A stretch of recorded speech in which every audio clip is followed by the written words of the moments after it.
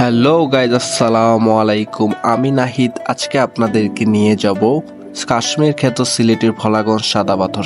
আজকের যাত্রা শুরু হয়েছে মৌলভীবাজার শহর থেকে। ভ্রমণ সঙ্গী হিসেবে রয়েছে নাসফুল ভাই ও কাইব ভাই। তারা দুজনে অনেক এক্সাইটেড। আমরা কিভাবে গেলাম, কত টাকা খরচ হলো, এই ভিডিওর মাধ্যমে বিস্তারিত জানানো হবে। মৌলভীবাজার শহর থেকে জনপ্রতি 135 টাকা ভাড়া দিয়ে হবিগঞ্জ সিলেট এক্সপ্রেস বাসে উঠে পড়লাম। অন্যান্য বাসের তুলনায় এই বাসটি বিরতিহীন যাত্রা প্রদান করে থাকে। আপনারা চাইলে শ্যামলী হানিফ এই বাসগুলোতে যেতে পারেন।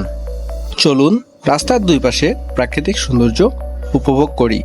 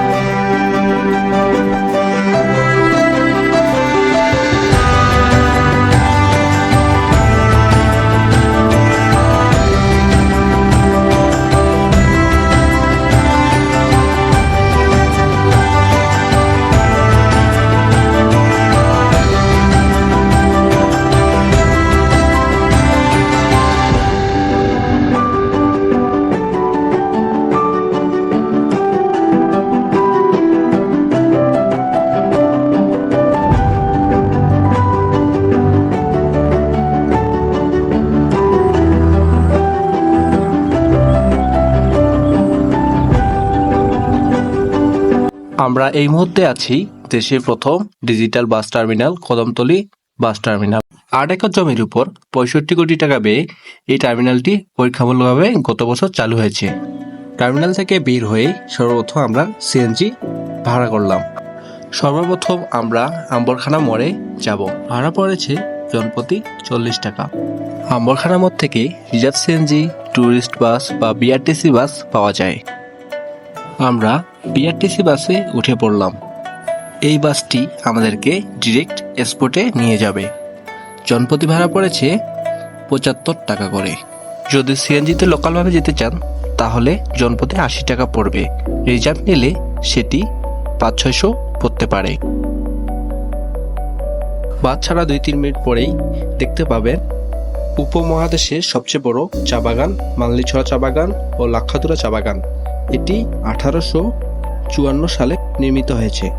চাইলে ঘুরে আসার পথে এটিও দেখে নিতে পারেন।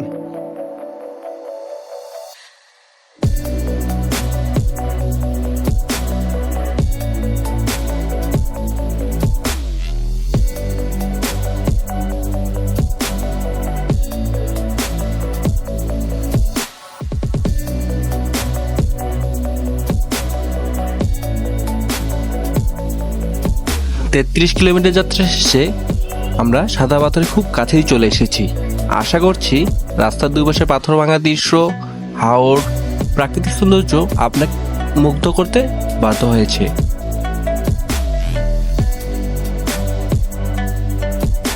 আমরা এখন সাদা পাথর স্পটে চলে এসেছি।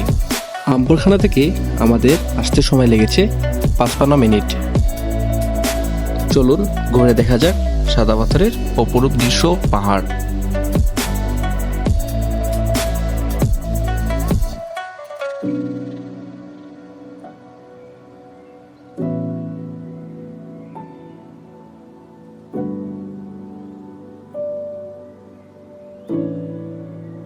মেইন স্পটে যাওয়ার জন্য বোট ভাড়া করে যেতে হবে।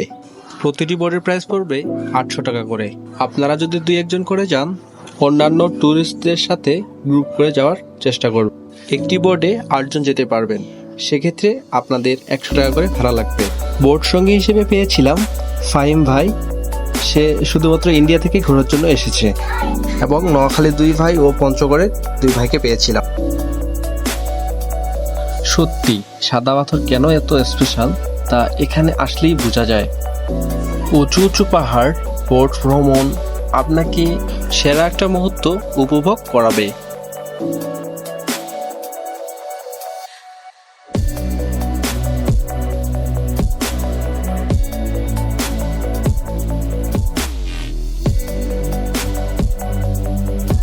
আমরা যেহেতু মে মাসে এসেছি, এখন পানি নদীতে তুলনামূলক কম থাকে, তবে নদীর সাদা পাথরগুলো আপনার সেই অনুভূতিকে ভুলিয়ে দিবে।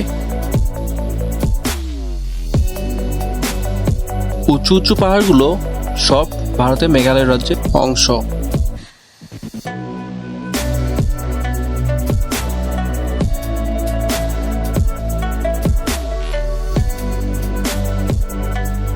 এই ছিল আমাদের সাদা পাথর ভ্রমণের একদিন। ভিডিওটি ভালো লাগলে লাইক, কমেন্ট ও শেয়ার করবেন।